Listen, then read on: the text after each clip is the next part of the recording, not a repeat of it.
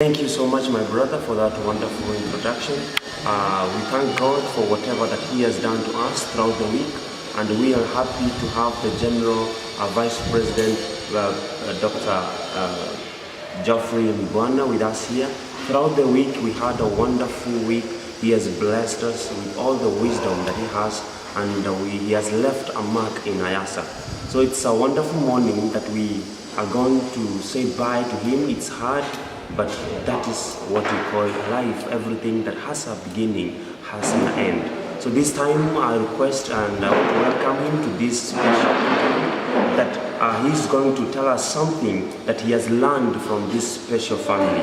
Pastor and Elder Geoffrey Mbwana wants to welcome this morning. Thank you. Yes. First of all, before we go too far, what is your experience in this local, this village of Rajarambapu? First, let me thank you so sincerely for the privilege granted me to invite me to these meetings. This has been a growth experience for me.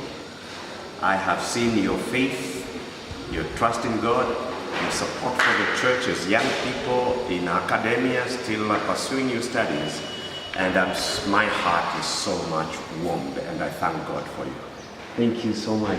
And did you have any problem with the food since you are traveling a lot? Oh no. I've had the best food. I mean, African food. And I would promote these ladies who serve here to any serious young man who wants a wife. This is the place to be. That is so wonderful. So because of time, we want to go very fast. What do you think? What is your views about What is your views about Ayasa? You have been with us for the last 1 week. What can you talk about Ayasa? What can you tell the world about what you have seen in Ayasa? First, I will talk about commitment. I've seen a lot of commitment for you to travel those long distances for many hours just to come to this venue here. It indicated total commitment you have for God. I saw wonderful fellowship amongst yourselves, and I also saw your visionary and creativity. The kind of music that you exposed here was amazing. I even wonder what time when you actually practice, it's like you have always been here together. And so to see your zeal and your creativity for God certainly shows how much you're committed to the mission of the church. Thank you so much. Second question, what difference can you say or can you note in Ayasa from other Adventist organizations around the world? You have traveled a lot. You have met a lot of groups. Is Ayasa making any difference than from those that you have seen?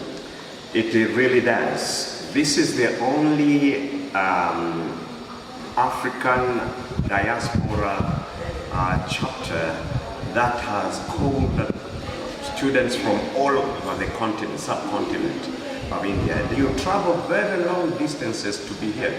Of all the other groups that I have visited, I have not seen anyone like this. And then your spirituality is something very commendable, and I thank God for that. Thank you so much. What is your advice to Ayasa officials, to Ayasa members who are in Ayasa and those who are not in Ayasa? What can you advise us as Adventists? I would like to invite every Adventist young person not to miss Ayasa. These are meetings that are really meant to build your faith, make you very strong to face any spiritual situation, both now and in the future where you will be. But also it provides you opportunities to develop leadership. You never know what God will do with you when you go back home. This is the place that I would like to see every Adventist young person studying in India actually attending year after year. You will be very much blessed. What a wonderful advice to Ayasa members. Lastly, what are your plans now that you have been with us for the last 1 week? What are your plans you might be putting in place when you go back to the General Conference under your office to assist these Ayasa members or this organization called Ayasa in India? Certainly, I will be very, very happy to do whatever little I can. One of the things that came to my mind immediately is to participate in inviting speakers for your subsequent sessions, as long as you exist and as long as God will give me that influence. But I think your own experience here needs a diversified pool of speakers, and it's my intention to seek those out for you, and I know our leaders will be very happy to be here to minister to you. You know, for one reason, we understand also that you people, when you go back home, you will be called to be leaders of the local churches or certain other responsibilities that are connected with the church. Some of you will be employed by the church, and therefore to nurture you in this particular organ that you have started will certainly be our responsibility. And I want to thank Dr. Sambraj for an excellent work that he has done in being your patron. I also think that it's good that we try to find ways of supporting you in what you're doing. So let's pray about it and see what God will do. Thank you so much. Bearing in mind that these are all students who are being supported from their own countries, by their own parents. So it becomes a little bit hard. And now the last question. Maybe before you even get to the last question, and I think I would like to write a letter to all Adventist parents to share with them my experience with you people here. I want to thank all the parents for the support they give you. And I would urge you that you do everything possible to make sure that your children who are studying here do not miss attending IASA meetings. That's wonderful. So our parents, we are expecting one letter from the General Conference, from the Office of the Vice President, telling you what experience he has been having with us in here, in this Institute of Rajarambapur Institute of Technology. So last question, Elder. As we are going to the Jubilee, we are going to celebrate our 25th years of IASA. I think we have tried to brief you on what is our plans. What can you talk about it? What expectations do you have from us when we are going to celebrate the 25th anniversary? 25 years of the organizational life and association life is not a small thing. And the goodness of the Lord certainly has been very great with you. I wish you can invite all Adventists, non-Adventists to attend the event. From your friends, come to celebrate with us. But also, I also think it will be good if we can invite members who have been IAS members since its inception to actually come. There are some who will make it to come. If they can't, wherever they are, they probably can get together, sponsor one to come. And I think that's doable.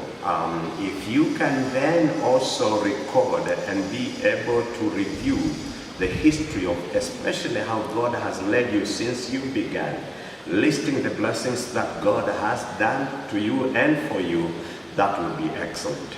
I would also think that it will be good to invite representatives from Africans in diaspora from other countries like Canada, the US, the UK, Philippines. These are the places I have been to that I know Africans are organized at being in diaspora just as you are.